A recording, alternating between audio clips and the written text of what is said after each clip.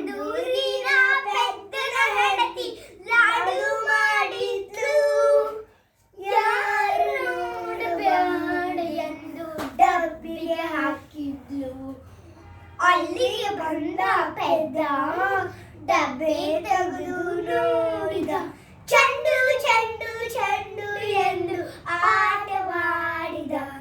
ಒಂದೂರಿನ ಪೆದ್ದನ ಹೆಂಡತಿ ಕಾಡ್ಬಗೆ ಮಾಡಿದ್ಲು. ಯಾರು ನೋಡಬಾರ ಎಂದು ಡಬ್ಬಿಗೆ ಹಾಕಿದ್ಲು.